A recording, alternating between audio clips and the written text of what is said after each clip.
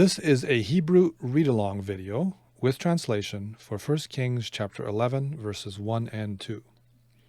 Welcome to my first video in this series, and we're going to be starting off with just 2 verses, but they're very pivotal and they set the scene for most of the rest of 1 Kings and 2 Kings. I've made a title, Where is Our Security, or Where is Your Security, which I think is a message that's pretty clear in these first 2 verses. And the picture here is of koala bears. So we got a mama koala bear, I presume it's the mother, hanging on to this branch. And we got the baby hanging on to the mother. So a symbol of security, a symbol of hanging on to something. So let's begin by listening to the Hebrew Reader. This is the Hebrew Bible Reader on my website. If you're not familiar with it, I did make a video on what this is, how to use it, so you can go look at that. I've got 2 readers for most of these texts, Abraham Shmuelov and then Rabbi Dan Berry. And we'll listen to Shmuelov today and do a little bit of Dan Berry as well. So he starts off, Shmuelov puts the chapter with the chapter number at the beginning. Perek Yud Aleph. Perek is chapter, means chapter. Yud Aleph is 11. Yud is 10. Aleph is 1. So you put the 2 together and get 11. Perek Yud Aleph, chapter 11. Now the text itself. V'hamelech Shlomo. V'hamelech Shlomo, and the king Solomon. Ahav nashim nochriyot rabbot. Ahav nashim nochriyot rabot. Ahav is love. So the king Solomon loved nashim, women, nochriyot, foreign, rabot, many. Now in English, our adjective order is the other way around. We say many foreign women, not women foreign many. So to translate this, V'hamelech Shlomo ahav nashim nochriyot rabot. The king Solomon loved many foreign women. Now, let's just look a little bit at the front end of this sentence, of this line. So here's our verb, ahav, and this is a katal, or a perfect. It's 2 ways of referring to this verb form. And normally, with a katal, the subject comes afterwards. In fact, the object normally comes afterwards as well. So normally we would expect Solomon to be over here, the King Solomon, but it's in front. And so when you have something in front of a katal like this, it's in focus. There's a spotlight on King Solomon here. So we could read it. We could read this vav as now in English, just to try to put a little bit of emphasis on it. Now the King Solomon, we're talking about Solomon. There's a bit of a surprise, perhaps. Probably not a big surprise if you've read the previous chapters, but the author wants us to focus on the fact that it's Solomon that is loving, or that loved, many foreign women. So we got a bit of focus here. The other thing to notice is that it doesn't say King Solomon. That would be Melech Shlomo. It says HaMelech Shlomo. So we do have the article here. And so this is not in construct. It's kind of like they're 2 separate pieces. We have the subject here. Now the king, which king? The king, that is Solomon. This is an apposition. The king, that is Solomon, loved many foreign women. Okay, who are these women? We got a list. Ahav nashim nochriyot rabbot. Okay, I forgot I was over here. Ahav nashim nochriyot rabot. He loved many foreign women. Okay, next line. Ve'et bat paro. Ve'et bat paro, the daughter of Pharaoh. Bat paro, okay, that's the first in this list. Moaviyot. Moaviyot, Moabites. So this is a group. Women from Moab.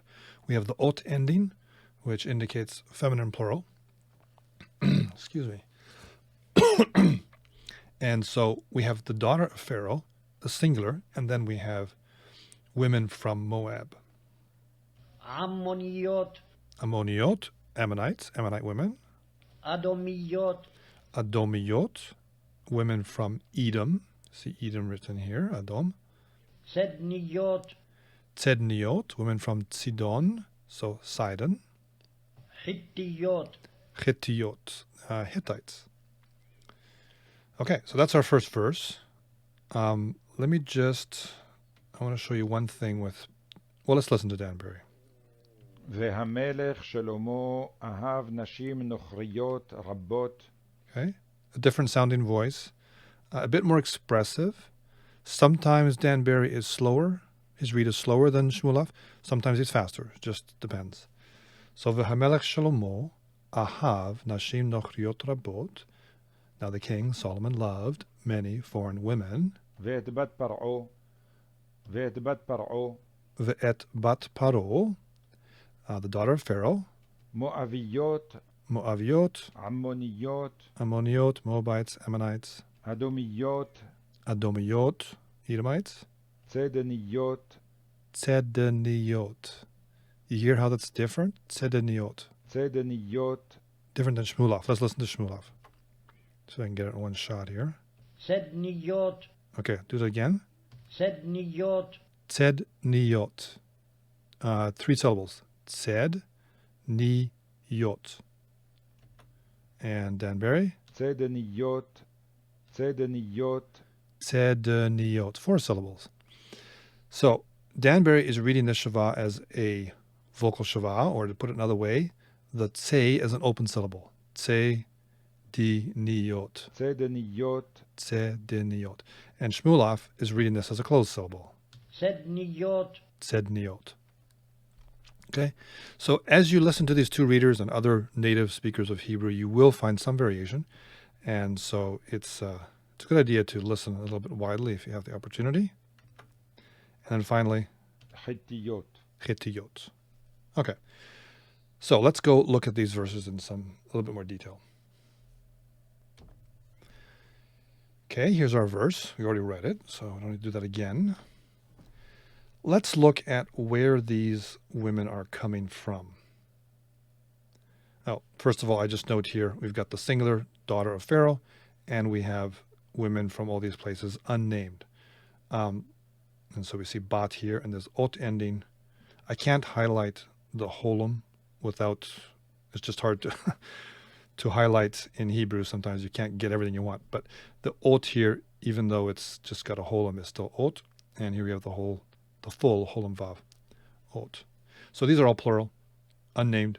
This is a singular entity, a singular person. She actually shows up in 1 Kings 13, and you can track her a bit. She's from the most important, the biggest place, Egypt. Okay, Egypt is way down here. It's the biggest power in the region.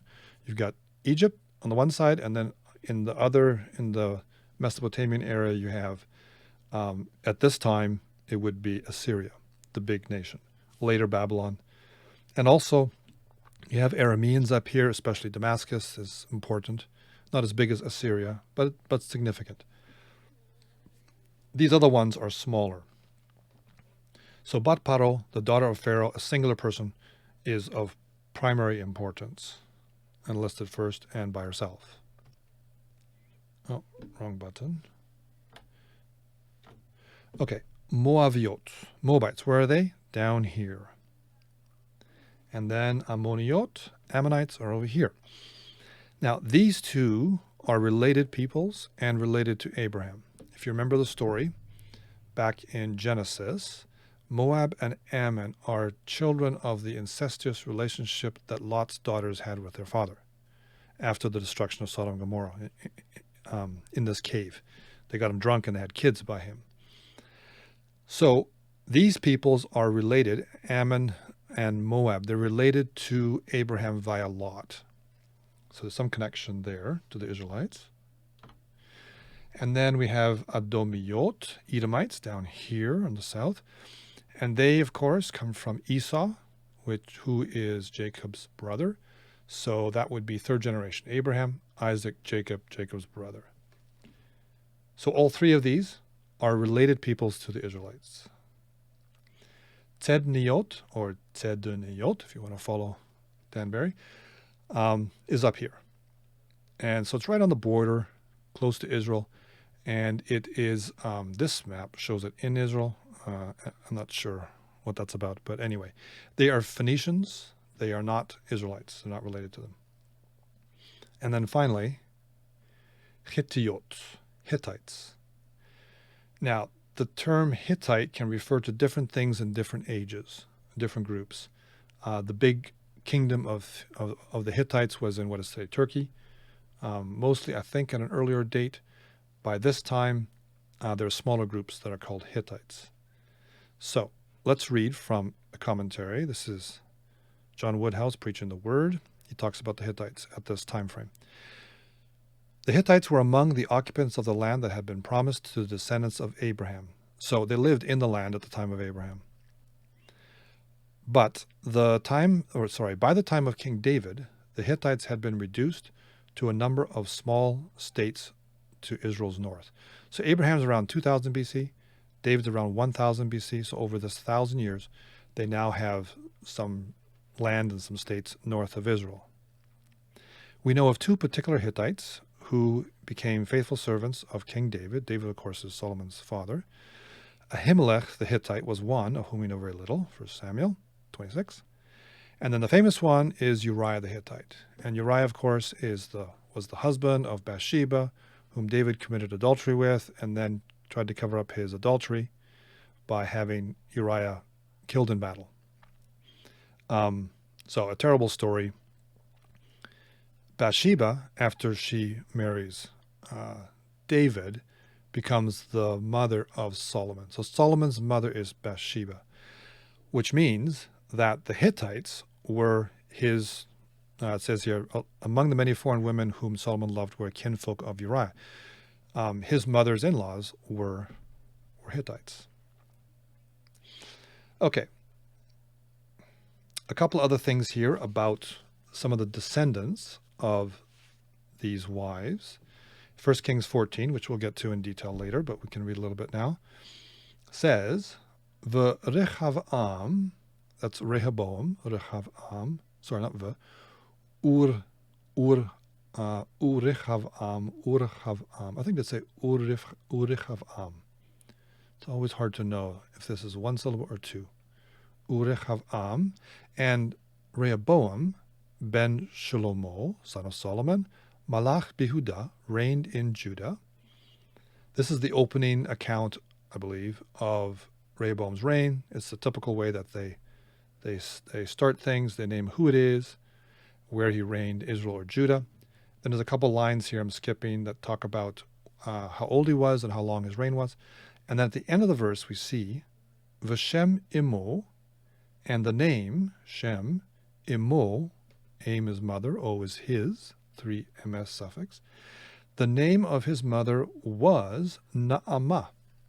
So he's given the name of Rehoboam's mother, who would be one of Solomon's wives, and it says that she was Ammonite.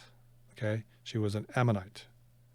So one of the women in this group turns out to be the mother of the next king, Rehoboam, and we find that in chapter 14. So Rehoboam's mother was an Ammonite.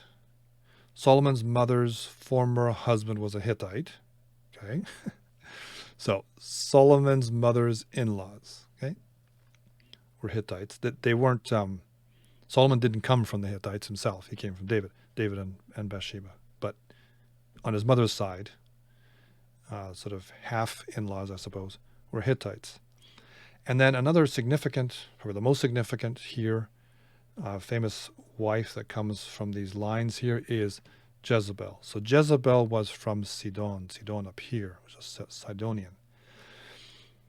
Now, Jezebel, as we read through these chapters, we're going to see that Jezebel wreaks all kinds of havoc in Israel. Here is a chart that I've made for the purpose of studying 1st and 2nd Kings. I made one because I wanted something with Hebrew and English, especially the Hebrew, because you have different names sometimes, often actually. You have a long form and a short form of these kings' names, and it's not always immediately obvious what's going on, and it's complicated. So you need to track all these details. So we'll be using this as we go through.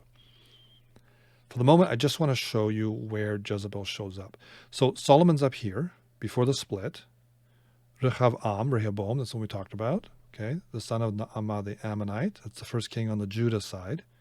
Then we go down Abijah or Aviyam, or Aviyah. Okay, Chronicles and Kings sometimes have different names. Asa, Yehoshaphat, Yoram or Yehoram, etc. House of David. On the Israel side, we have Jeroboam. We're going to read about him in chapter 11. And he's actually one of Solomon's workers, or servant, who comes to prominence and takes over in the north, is crowned king in the north. So he has a short dynasty. Jeroboam, the first son of Nebat, followed by his son Nadab. And then there's a coup d'etat. Baasha takes over, and his son reigns. And there's another coup d'etat from Zimri, who reigns only 7 days. And then there's a sort of a co-regency, civil war, not quite sure of division in the country, with Tivni and Omri. And Omri comes to ascendancy. To ascendancy? Ascendancy. He's the one who ends up king. Omri starts a dynasty. Omri, Ahab. Okay? Ahab goes and marries Jezebel. And Jezebel brings in Ashtra worship and all the priests of Ashtra and Baal worship with priests of Baal. And that's where we have Elijah and all those stories that we're going to get into. The contest with the prophets of Baal, etc. So she brings in a lot of pagan worship. Ahab and Jezebel have a daughter, Athaliah, who gets married to Jehoshaphat's son, Jehoram, Yehoram or Yoram. And this is where Jezebel's influence starts to influence not just the north, but the south. When Jehoram dies, his son, or the son of Jehoram and Athaliah, becomes king. But just very briefly, see, only 1 year here. So Ahaziah. One thing about this era is that you've got kings named the same on both sides. So you got an Ahaziah here, and you got a Jehoram here and here. So you really got to keep track. Are we talking about Israel? Are we talking about Judah? Anyway, so he becomes king, the daughter of the son of Athaliah and Jehoram, for 1 year or less, just very short. And at that time, Jehu has a coup d'etat in the north and kills this Jehoram, and this Ahaziah is hanging out with this Jehoram. He gets caught up. He gets killed too. So they both die. And Jezebel dies then too. He wipes out that line. Now, when that happens, Athaliah sees her son has died, okay, who was king. He was only king for a year. So she takes over and she kills every heir to the Davidic throne that she can find. But she misses one. And that is the son of Ahaziahu, which is Jehoash or Joash. And it is Ahaziahu's sister, Yehoshabed, who's married to the high priest. They take this almost newborn baby that Athaliah apparently doesn't seem to know about and hide him in the temple for 6 years. And that's that red here. But for 6 years, Athaliah rules Jerusalem, and her and pretty much everybody, except for a very select few in the temple, think that the line of David has died out completely. So the line of David came to just this thread at the end here. And in some sense, it was all coming from Jezebel, right? So Jezebel's daughter, Athaliah, was the one who did this. And if you look at the dynasties in Judah, it's all blue. This is all the house of David, all the way through. And later I'll show you the whole chart. It continues all the way down to the exile, except for this. It looked like it died, and then the house of David resurrected there. In Israel, all kinds of dynasties. Coup d'etats all the time. So, Jezebel has a huge influence in both the north and the south. And she was from Sidon. So the seeds of apostasy are sown right here in Solomon and talked about here in this verse with these women. Now, there were problems before, but this is a major departure from what he should have been doing, and it bears fruit for the rest of First and Second Kings. It's important to note here, to say, that this is religious, not racial. It's very popular today, seems to me, in some circles anyway, to accuse the Bible of racial cleansing, of killing people because of their race. That's not what's going on here. The problem here is that all these different peoples had false gods, and they were doing things that were despicable. But even more than that, more fundamentally than that, Yahweh is a jealous God. He's the true creator, and so he does not tolerate people worshiping empty entities, right? Vanities. And so that's why that's why God told the Israelite people, and especially the kings, don't intermarry, because they will pull you aside. So it's not racial, and a good example of that is Ruth. Ruth was from Moab, okay, down here, and she was a Moabitess. You know, she was from Moab, so she was a Moabitess. But she comes back into Israel, in spite of her race, in spite of her genealogy, by making a confession of faith. Your people shall be my people, she said to her Jewish mother-in-law, to her Israelite mother-in-law. Your God, my God, right? So there is grace in the Old Testament. Even though she's a Moabitess, she has room to come in when it's by faith. Okay, let's do verse 2, and we'll go again to our reader. So this is verse 2. Now, it continues on. It really kind of continues the same sentence. So let's just recap here. So we're talking about Solomon married all these women, right? The daughter of Pharaoh and women from all these areas. Where did these come from? These women, or these nations? From, let's listen here.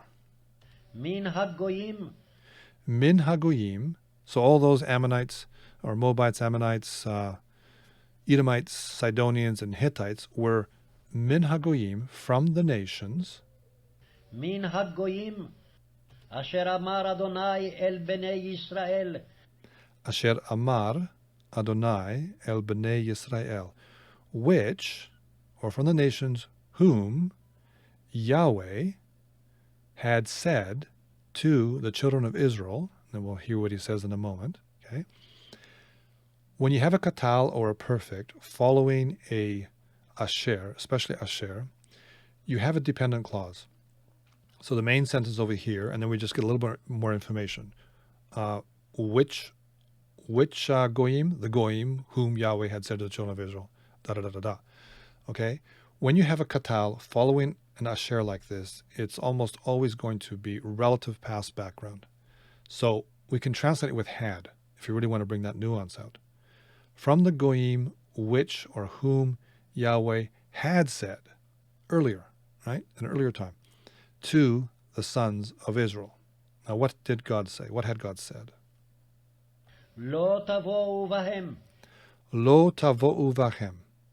You shall not enter with them. Okay? Bo is the word to enter. Tavo, second person. Well, it could be third person, but not with this.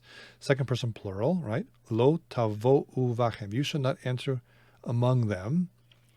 Context is intermarriage. vehem lo yavo'u bachem, Vehem lo yavo'u vachem. And they shall not enter with you. Okay? Now, there's a couple ways in Hebrew to give a negative command. One is what they sometimes call al plus second person jussive. You can go to my animated Hebrew lectures from Ross and read about that.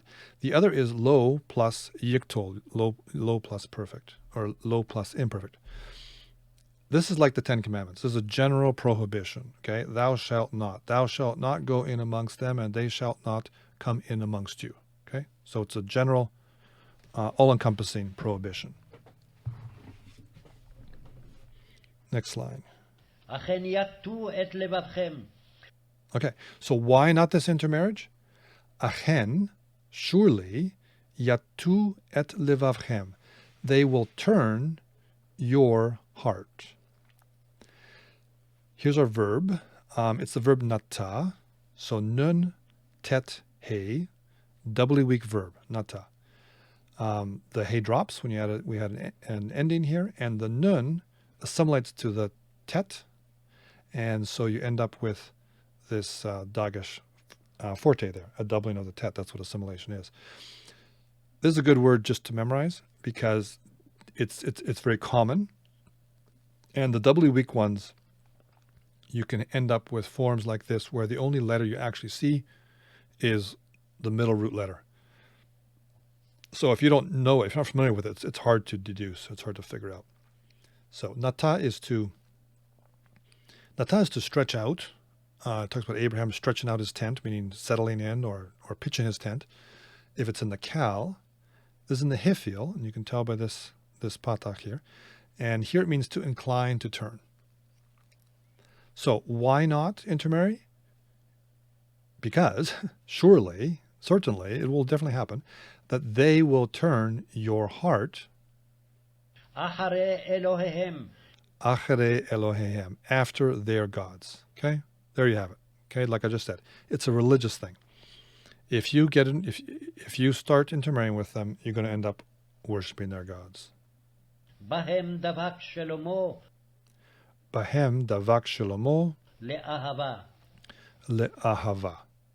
To them, Solomon clung. Davak is to cling in love. Le'ahava. Bahem davar Shlomo le'ahava.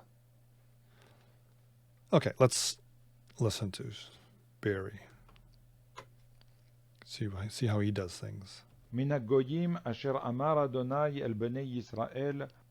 Okay, he feels a bit faster, I think, and he did the whole thing. Like there was no breaks in there, so I couldn't put pauses in. I can only put pauses in when they give enough of a pause. Min hagoyim asher amar Adonai el bnei Yisrael, from the nations whom Yahweh had said to the children of Israel, לא תבואו בהם, Lo tavo'u vachem, והם לא יבואו בכם. vehem lo yavo'u vachem. You shall not go into them, they shall not come in amongst you. אכן יטו את לבבכם אחרי אלוהיהם. Okay, again, he does the whole line. Achen yatu et levavchem, surely they will turn your heart, achere Elohehem, after their gods. בהם דבק שלמה לאהבה. Bahem davak Shlomo le'ahava. To them, Solomon clung in love. Okay? So he wasn't this wasn't a passing hobby for him. He clung to them in love. It's intense. Okay, let's go back to our slides. Here we have verse 2, and I've highlighted this section here about the intermarriage, the going in amongst them coming in amongst you, because I want to compare it to Deuteronomy. Deuteronomy chapter 7, verse 3. So in these videos, I'm going to have other passages, typically probably quite a few, that I'm not going to use the reader for. I'm just going to use the reader for the main text that we're talking about in the video. So I'll just read this myself. So Deuteronomy 7, verse 3. Velo titchaten bam. And you shall not intermarry. Chatan is a son-in-law. You shall not make son-in-laws with them. Okay, this is more specific. This here, bo, we kind of know from context, or we do know from context. We're talking about intermarriage. It's more general. Bo can mean other things. This is very clear. Intermarriage. So you should not intermarry with them. Oh, I was gonna hit the button to have Shmuelov play, but there's no audio here. Okay. Betecha lo teten livno. Bat is daughter. Betecha is your daughter. So your daughter, lo teten, you shall not give livno. Ben is son. Lo here's two. O is his. So your daughter you shall not you shall not give to his son. Okay? And then it says, Uvito, and his daughter, lo tekach, you shall not take, lakach from, or tikach from lakach, to take. This is titen, meaning to give, from natan. So, uvito lo tekach livnecha. His daughter you shall not take for your son, livnecha. Okay? So very similar to this, more specific. In both lines it's more specific. Here we're talking specifically about this, using this chatan word. And here we have, daughters and sons and daughters. But it's very parallel. This is, talk about it one way, don't give your daughters to them, and don't take their daughters for your sons.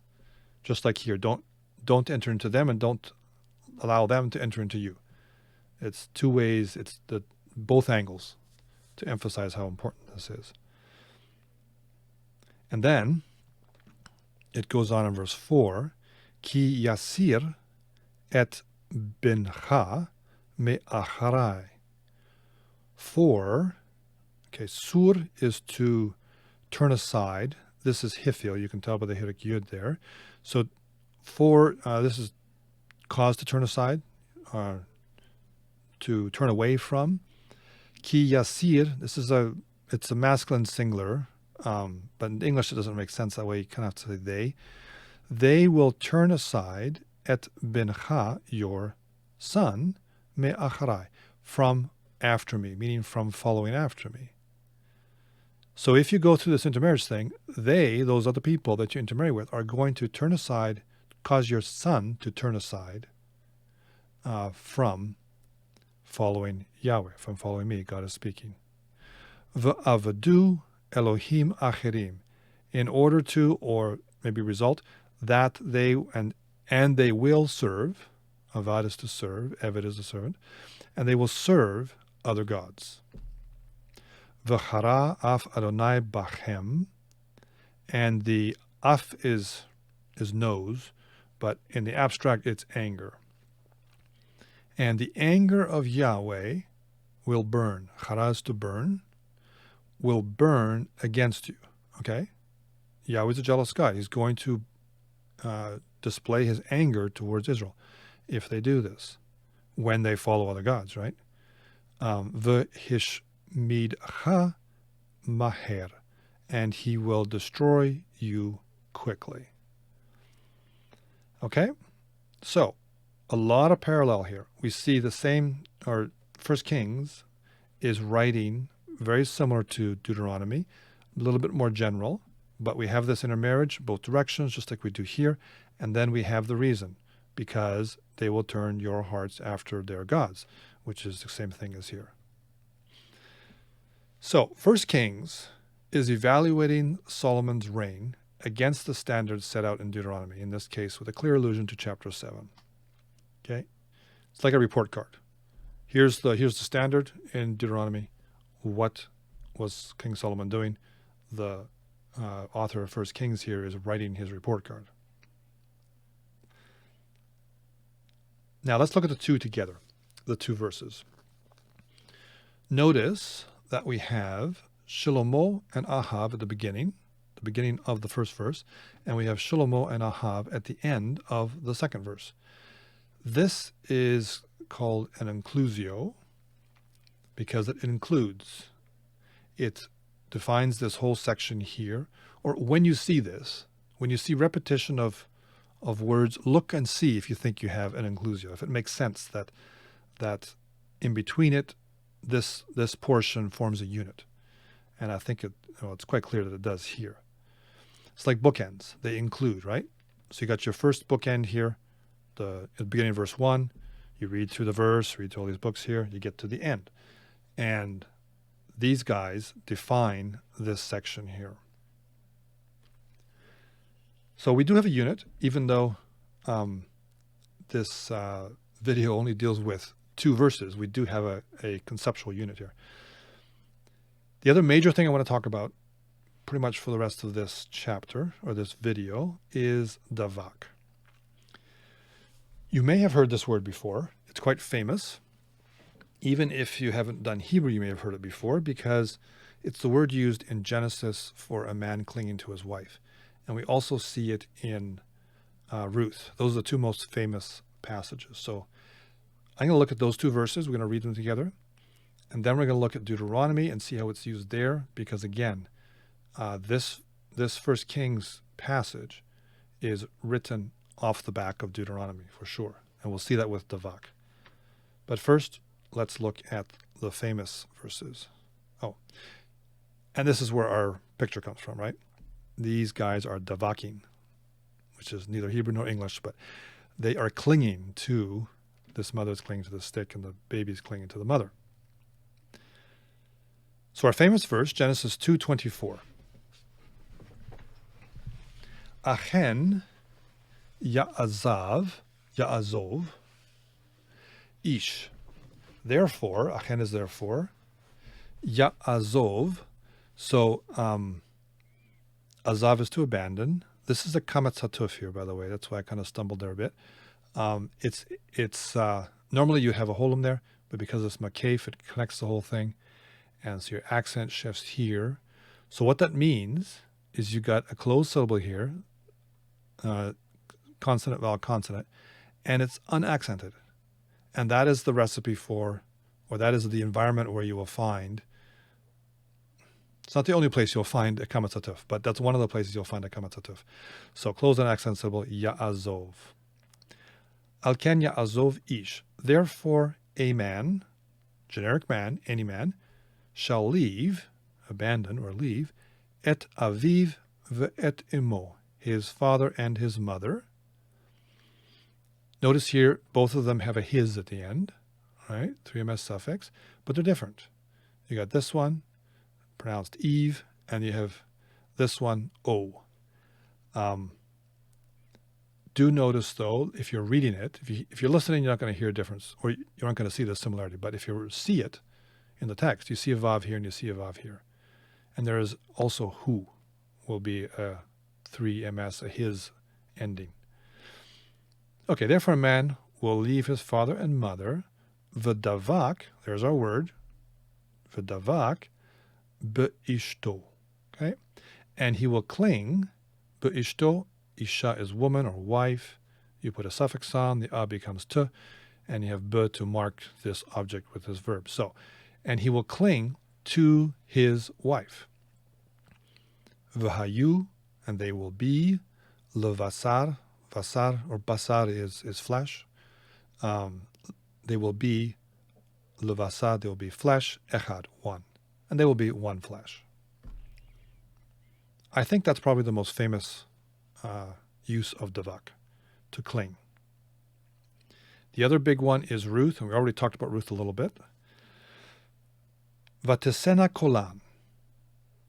This is another doubly weak verb, nasa, nun, sin, hey.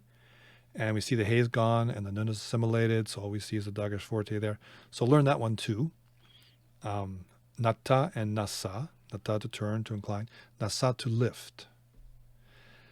And Ruth is a good text, a good book for encountering some feminine forms because you have a lot of feminine protagonists, principal participants in the narrative.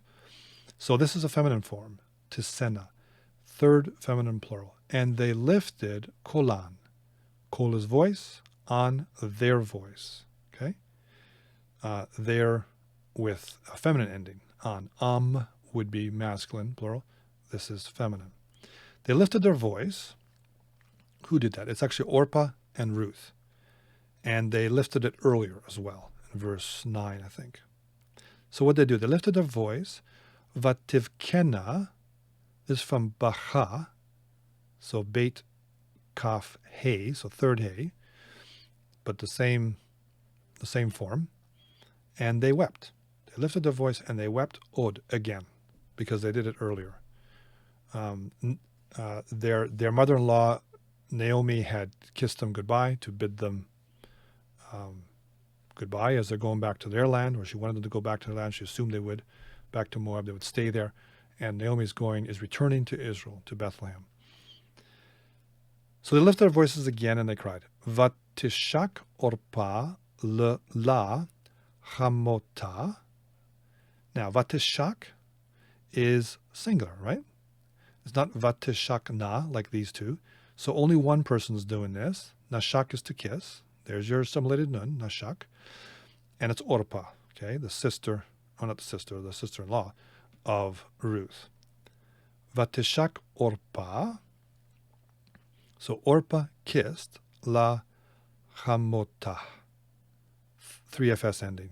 Her mother-in-law. You can tell by the mapik there that you have a her ending.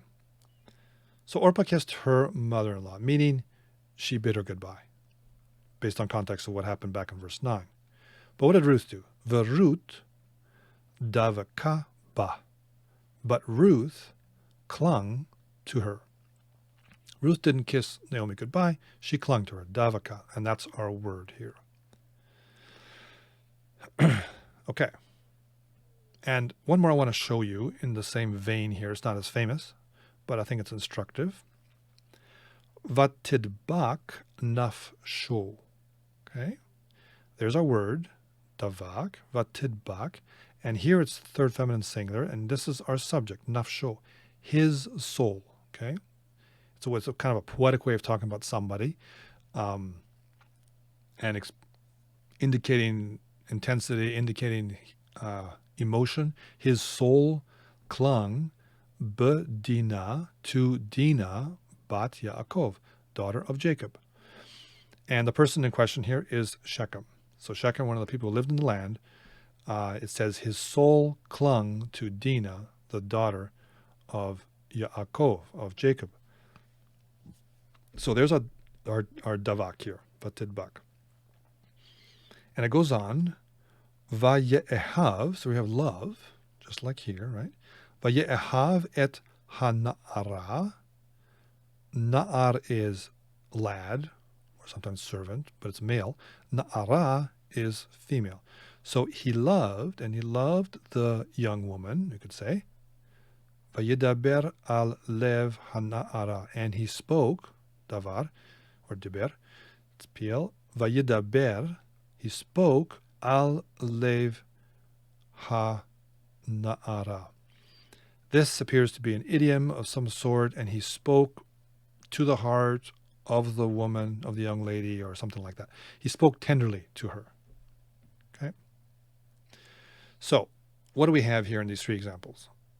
In the Genesis text, we have clinging in the context of marriage, okay? It's a marital use, or it's a marital context. A man shall cling to his wife. That means hang on, right? It means when the going gets tough, you stick it out. This really is a message to men. Do not divorce the wife of your youth, right? Make it work. Davak here is expressing intensity, devotion, commitment, right? You cling, you hang on. This one, it's filial, so a child to a parent, in this case a parent-in-law, but certainly someone being treated as a parent. And Ruth is clinging to Naomi, okay? It describes, again, her intensity, her determination. She's going to a land she doesn't know. She's going as someone who's an outsider. She's going to encounter all kinds of opposition. She's going with somebody who has nothing. They don't even know what they're going to eat when they go there, right? So davak there's a kind of a sense of desperation here, actually. Not so much here, but here there's that sense of desperation. Definitely intensification. And this one here, well, Shechem's in love, right? His soul is clinging to this young lady. So in all three of these verses, davak is being used to express intensity and commitment and it's to up the ante of a human relationship. It's all about relationships between people in marriage, parent-child, or a young man with a young woman. Now, davak can be used in other contexts too. It can be used for talking about your tongue clinging to the roof of your mouth, or for pestilence clinging to you. But in terms of relationships, we have these three prominent examples. And then in Deuteronomy, this idea is used to talk about our relationship with Yahweh, our relationship with God, what it should be. So those are the ones I want to look at in particular, because they relate directly to 1 Kings, although the other ones also in some ways, kind of in a backwards way, relate to this as well. So let's read from Deuteronomy chapter 10. It says, Et Adonai Elohecha tira. Here's our verb, tira. You shall fear. It's a yiktol, imperfect. Okay. From yare, you shall fear. And here the object is fronted. Normally the object comes afterwards, the subject comes afterwards, or subject and then object. Here the object is fronted, so it's highlighted. And it is Yahweh your God that you shall fear. This is what Moses is saying. Oto ta'avod, him you shall serve. Okay, we already saw this. Avadu, avadu, or v'avadu, right? If you follow the gods, or if you intermarry, they will cause your sons to follow other gods. Here it's him, Yahweh, you shall follow, singular. Uvo tidbak, and there we have our word, right? And him you shall cling to. And then finally we have uvishmo, Shem is name, and in, O is his, and in his name, tishabeya, or tishaveya, no daggers there. That's to swear, okay, in the nifal. This root in nifal means to swear. So, we have some injunctions, we have some commands that Moses is giving the Israelites. Yahweh you shall fear, him you shall serve, or to him you shall cling. Notice how it's fear, serve, and then cling. Cling is near the end of the list. And then he's got afterwards, and in his name you shall swear. You shall identify with him. You shall wear his badge. But davak here feels to me is a bit of a capstone. It's a step up from fearing and serving. You shall cling to him. Deuteronomy 10. Deuteronomy 11. Ki im shamor tishma'un. Now, ki im sometimes means but, sometimes it means but if. And you kind of only know from context. If you look at verse 23, following here, you see that there's a then statement, so to speak. It's not written then. There's no then in Hebrew. But it's a sort of if-then. But if you do this, then God will do this. So we'll read it that way. Ki im shamor tishmerun. Shamar is to keep or to guard. And this is the infinitive absolute, intensifying whatever the meaning is here in the base verb, which is yiktol with an extra paragogic nun at the end. So but if you intensely keep, if you seriously keep, okay, what? Et kol hamitzvah hazot, all this commandment, okay, whatever Moses is telling them, asher anochi mitzaveh etchem la'asota, which I, mitzaveh, am commanding, etchem, you, y'all, la'asotah, to do it. Okay? So if you are serious about keeping all this commandment which I am commanding you to do, now how do you do that? Le'ahava et Adonai Elohechem, by loving Yahweh your God, lalechet bechol derachav, by walking, from halach, by walking in all his ways. Okay, that's a metaphor of obedience. Life is a journey. If we follow God's law, then we're walking in his ways. And then finally, ul dovka vo, and by clinging to him. Again, we see clinging coming at the end of a list. How do we keep God's commands, all that he's commanded us to do? By loving Yahweh our God and by walking in his way and by clinging to him. Loving, walking, clinging. Let me just say something about morphology here, how words are formed. So this here, our davak word, is dovka, not davaka. How do we know that? Well, because it's an infinitive construct, and that's the way they work, okay? These are all infinitives construct. Le ahava, by loving. La lechet, by walking. Ul, or just le if you want to ignore that for a second.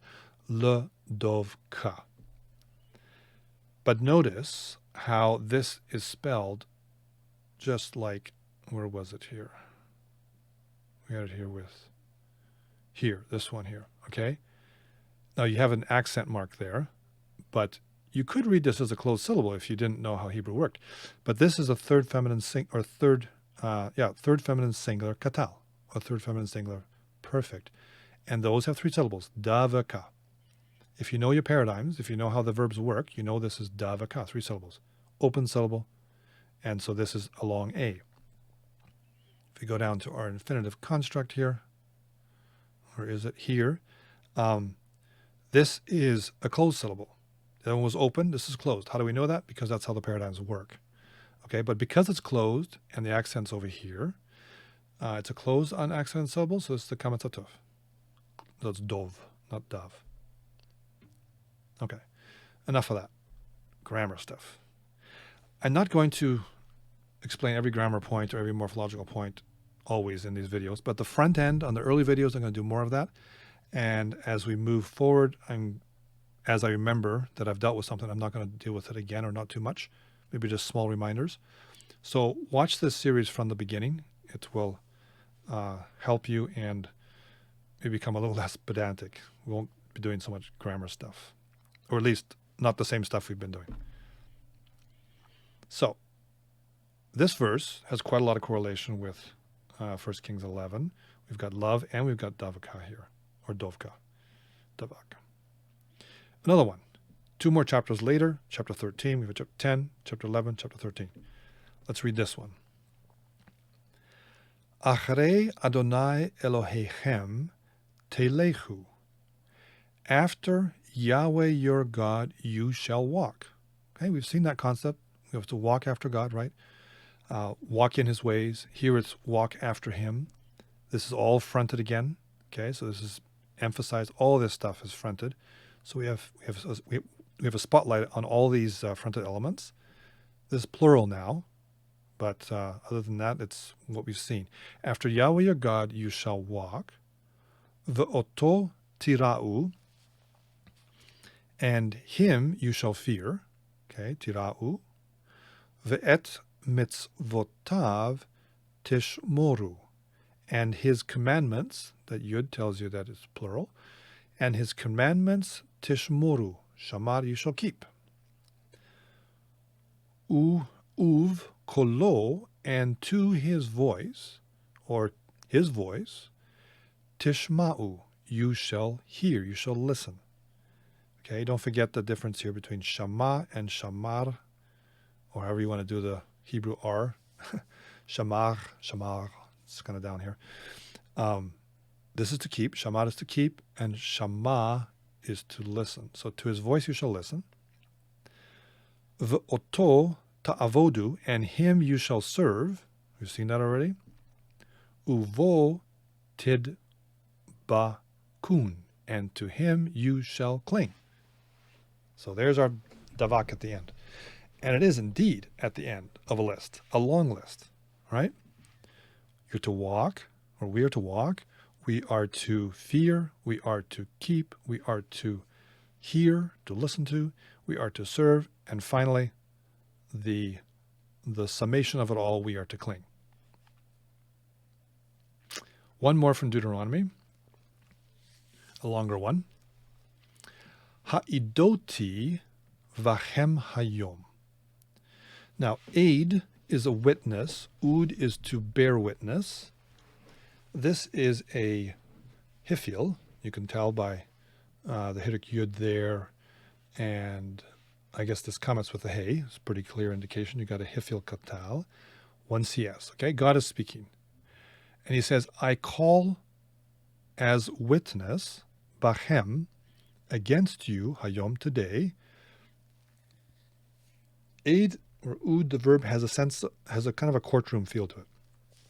So he's saying, I call as witnesses against you today. What are his witnesses going to be? Et hashemayim ve'et haaretz. Okay? Just like Genesis 1:1. The heavens and the earth. Bereshit bara Elohim et hashemayim ve'et haaretz. That's a merism. It's not just heavens by itself and earth. It's entire creation. So God is saying, I'm calling as witnesses against you today all of creation, the whole universe, everything I've created. Hachayim v'hamavet natati lefanecha. Hachayim, life, v'hamavet, and death, I set, natati lefanecha, I set before you. So he's talking to the Israelites, okay? I'm setting before you life and death. Haberacha v'hakilala, blessing and cursing. So God is saying, we're in a courtroom here. I'm calling all of creation as a witness to the fact that I am offering this to you. I'm telling you this today, Israel. Here I show you. You have life, you have death, you have blessing, you have cursing. So pick what you want, right? It's up to you. You got free choice. Go do what you want. No, God does not say that. He tells you what to pick. He tells us what to pick. Uvacharta b'chaim. You must, or because of this stark contrast, therefore, pick, choose life. Choose life. Uvacharta b'chaim. Lema'an tichye ata v'zarecha. Choose life. Uvacharta b'chaim, in order that, lema'an tichye, in order that you might live. Who's going to live? Well, we know it's already 2ms here, but you, ata v'zarecha, you and your offspring. Okay, this is the path to life, is to choose life, and God doesn't. He doesn't just suggest it or sort of leave it up to us. He's telling us what to do, right?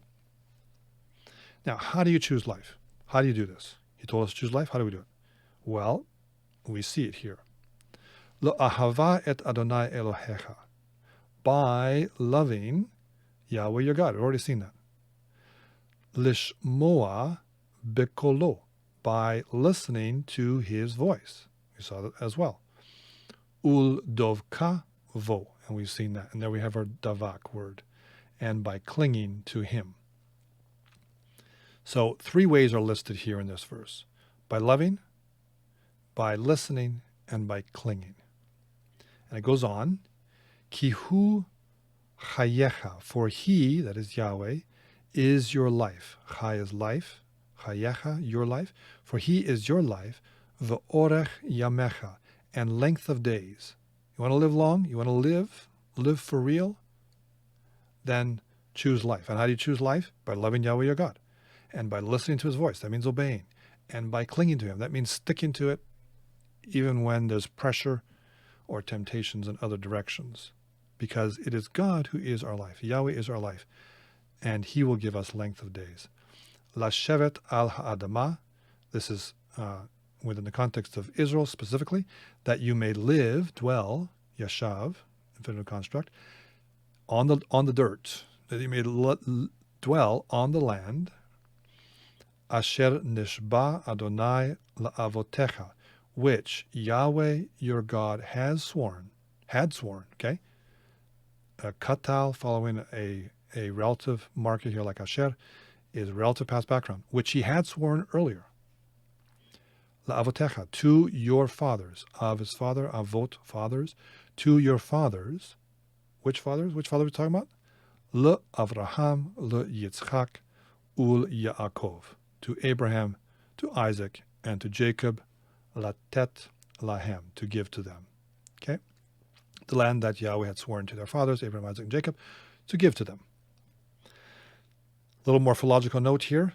Learn this guy as a vocabulary word, latet. It comes from Natan, but Natan is another doubly weak verb, first nun, third he, nun, tav, he.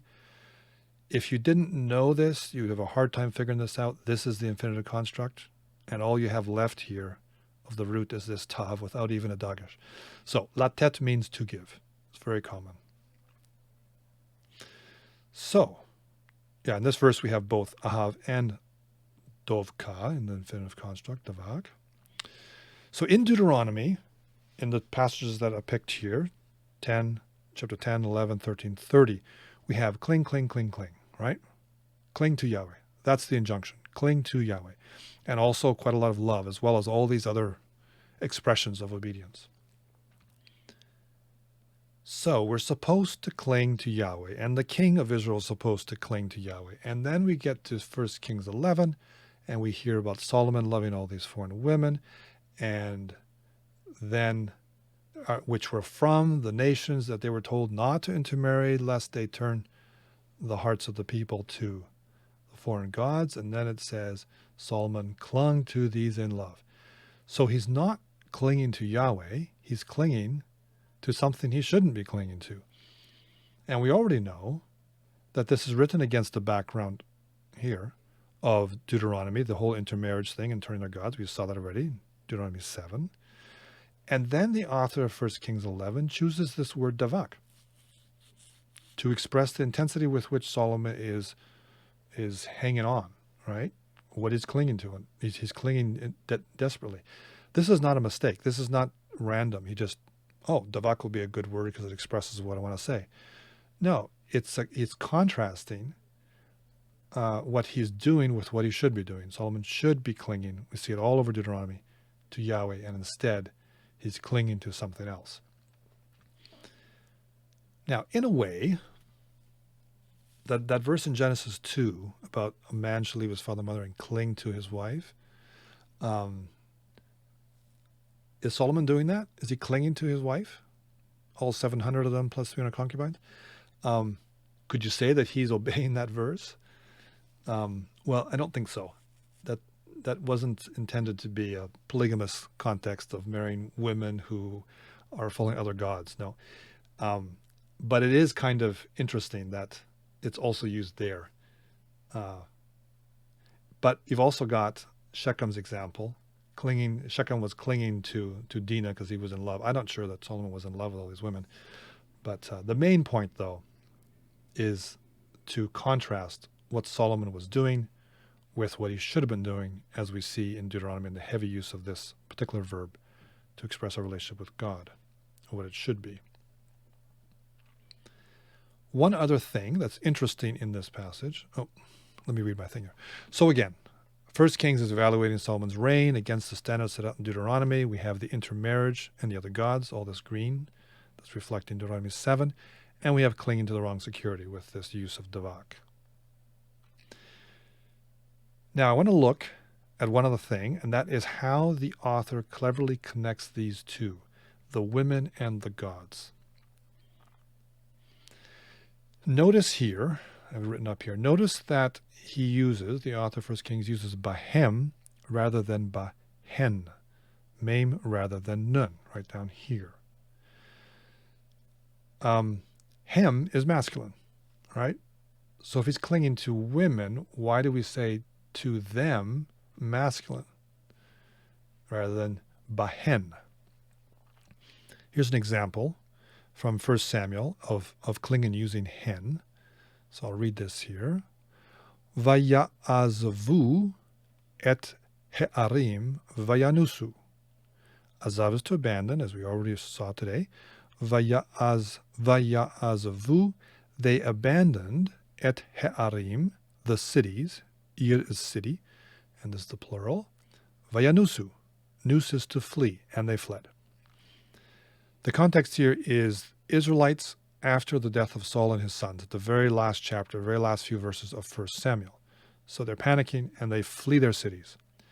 Vayavo'u Philistine, and the Philistines came, Vayeshavu bahen, and they dwelt, from Yashav, the Philistines dwelt in them. The Israelites abandoned their cities, or some of these Israelites, and the Philistines come and dwell in them. Okay? Now, they dwelt where? Bahen. That is referring back to the cities because city is feminine. That's why it's bahen, not bahem. So if you want to express in Hebrew, if you want a pronoun that points back, you want to point to an antecedent, which is the thing that comes before, and it's feminine, you should use bahen. But here, he uses bahem, even though it's women that he loved, that Solomon loved. Why did he do that? So, is it this guy, or is it this? What is bahem pointing to? Because, strictly speaking, bahem, it's masculine plural ending, third person plural ending. So we're looking for an antecedent that is masculine plural third person, and the closest one is the word immediately before it, Elohehem, their gods. So was Solomon clinging to their gods, or was he clinging to his wives? There is a bit of ambiguity here, and a bit of an ambiguous antecedent. Is it pointing here, is it pointing here? And surely that is intentional. A number of commentators have pointed this out. I want to read to you from Jerome Walsh's commentary in the Brit Olam series. This is a literary commentary. I don't always agree with everything they say. Mind you, that's probably true of any commentary. But they're very good in terms of literary observations. And so let's see what he says here. He says, it is clear from the context that Solomon, quote, Solomon clung to these in love, referring to this phrase here, Bahem davak shalomo ahava. That phrase refers to his wives. Nevertheless, there is an ambiguity.